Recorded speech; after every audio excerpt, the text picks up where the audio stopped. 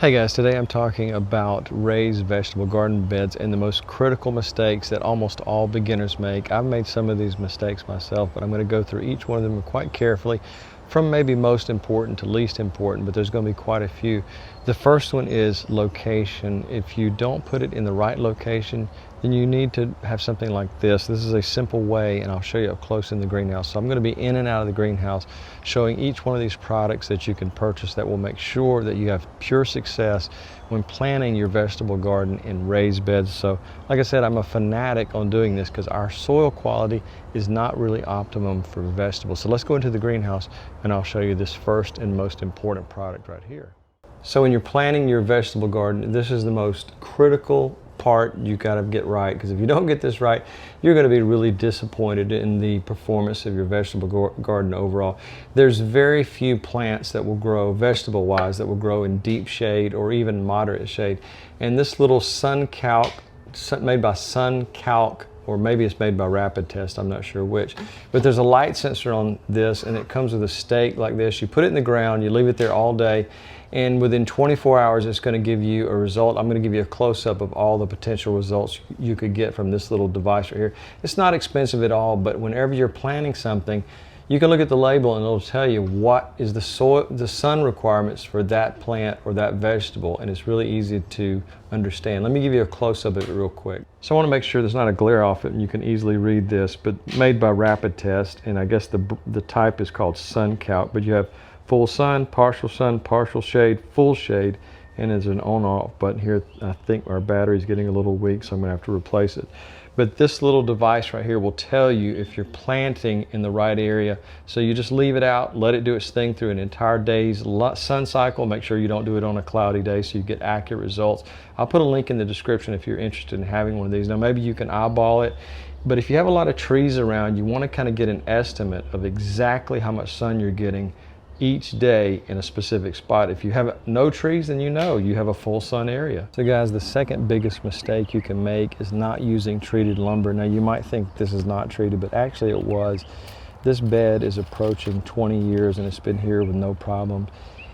Everyone will tell you that don't make raised beds out of pressure treated lumber, but something has changed in the lumber industry about a little bit over 20 years ago, and that is they stopped putting arsenic in as a preservative. So these are not as toxic as they once were. Are they perfect? No, but there is one thing that no one talks about when making raised beds out of lumber is using this material right here. You can also get this at your local hardware store, Lowe's, Home Depot, or many hardware stores carry this. But this is pond liner and it's very safe. It has to be because fish are very sensitive to anything toxic. You can kill fish very quickly, koi or goldfish. So by lining the inside of these beds with this, and I'll be replacing this one this year, and I'll be using this type of product on the inside of it, and I'll be capping them for a little bit of seating on the top to make it easier to work in the bed when I need to.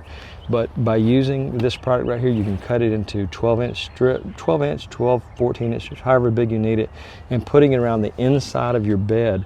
That will make the bed last an extremely long time, and you don't have to worry about if there was any type of product that might leach into the soil.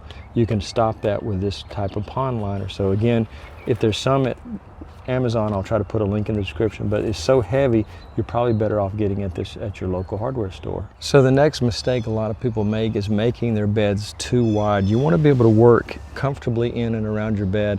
Another mistake is not installing a place to sit. If you just have your regular 2x4, it's hard to sit on that edge, and if you're using metal container beds, you're not going to be able to sit there and work because it could be possibly too high, and it's definitely not going to be something strong enough to sit on the edge because it could bend a little bit from enough weight. So that's one thing. My ideal size is 4x8. That way I can reach in the bed, work easily, pull out plants, install a new plant, whatever I have to do.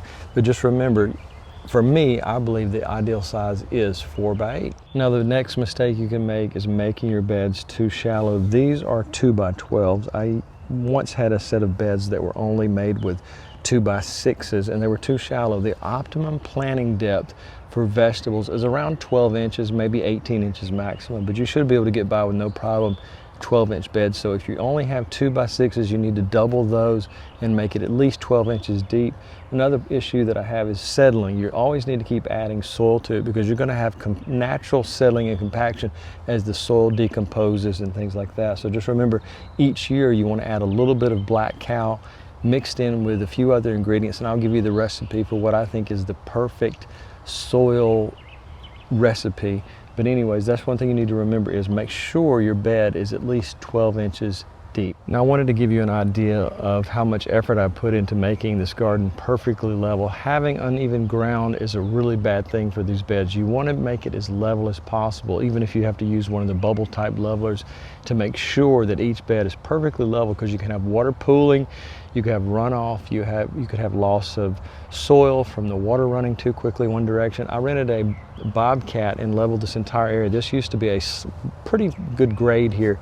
I just leveled it out and pushed all the soil to make sure I could get it as level as possible. So not having level raised beds is another critical mistake that beginners often make. Now the next critical mistake is by just filling your beds with straight topsoil, and that's a mistake. You want to do the 1/3 rule. You want to do 1/3 peat moss or maybe cocoa coir, 1/3 compost, which may be something like black cow, and then 1/3 vermiculite or perlite, and make sure that the soil is a little bit lighter. But using straight bagged soil isn't a good idea, so you want to mix that yourself. I've got a video where I showed how to make your own topsoil, and I'll put a link to that as well. But just remember that the soil will settle year after year, and so maybe once every 2 years, or maybe once a year, you could just add a little bit of extra of that 1/3 rule soil. So that makes the soil really, really good for our vegetables the following year, as it has time for all those microbes and small particle life to grow quickly in the soil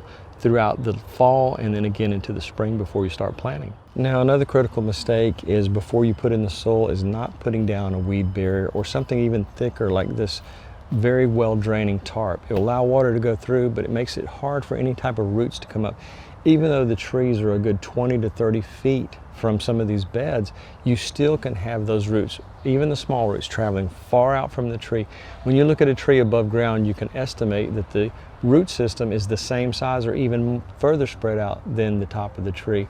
So just remember, put your weed fabric and attach it to the bottom of your container, staple it in there and make sure it's secure, because those weeds will eventually find, unless you're just in an open field where there's nothing else growing, they will eventually find their way into your garden bed, and they'll start draining the nutrients, the moisture, and it'll be competing against your vegetables. Now the next critical mistake is, some people want to save money by not purchasing a really quality, well-draining soil or making their own. They will just add in some heavy clay from their yard, and that is a critical mistake.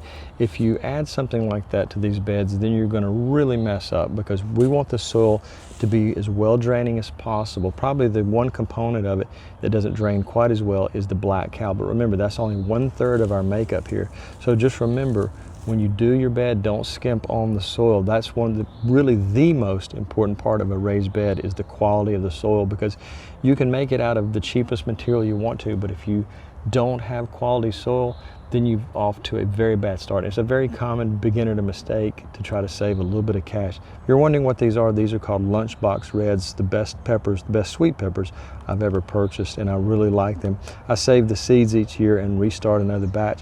This year I even bought some extras because I wanted to make sure I have lots of these when the summer meets about the midway point. They're delicious. Now the next beginner mistake is probably one of the most critical, because the soil, even though you've made a quality soil, can still be baking in the afternoon sun in the months of June, July, August, and even into September. So you want to make sure you put a 2 to 3 inch layer of mulch. And I have a product right here in my hand that I use year after year after year. I've tried pine straw, I've tried grass clippings, I've tried leaves, I've tried a lot of different things, but this particular product is sold by the bag at Lowe's warehouse. I haven't been able to find it anywhere else, but it is finely ground pine bark. We have a lot of pine trees and a lot of pine forests in the southeast, and that is one of the most abundant things we have here. And when they use those trees, they strip off the bark. You can buy pine bark in very large sizes, but what I've found is that this very fine pine bark makes the best barrier for weeds, and it holds in a lot of moisture. I'll give you a close-up so you can see exactly what it looks like if you can find it in your area. So I'm down to the last bit of my soil conditioner. I'll try to make it where you can see that we get a lot of shadows here in the greenhouse. A little bit of extra pine dust in there with it, but there's still a lot of particles over here you can see. It's a very, very finely shredded pine bark. And like I say, I put a 2 to 3 inch layer at the top of each one of my beds, and I have minimal weeding to do, and there's always a lot of moisture. So the soil drying out is one of the problems I don't have in my raised beds.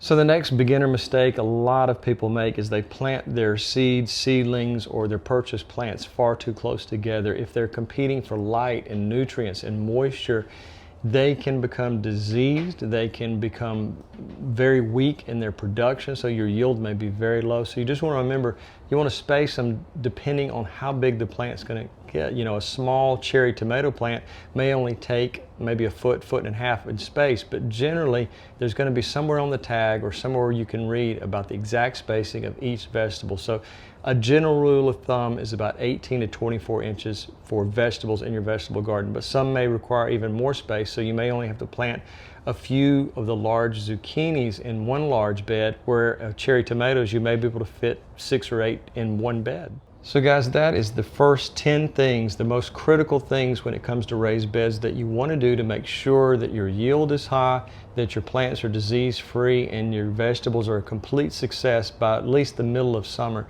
So just remember to follow those 10 most important critical steps, and that will make you so much happier when you're able to have quite a large yield of produce coming into your house every week when it's producing at its best. So guys, I hope that if you have any questions about this video or any previous video, you'll become a public subscriber first, because I put those to the front of the line and answer those questions fastest, because I get so many comments and questions. It's just hard for me to even read them all when you have a full-time thing you're doing and you have gardening and you have so many hobbies. So please do that first, and I really would appreciate it. So guys, thanks for watching and have a great day.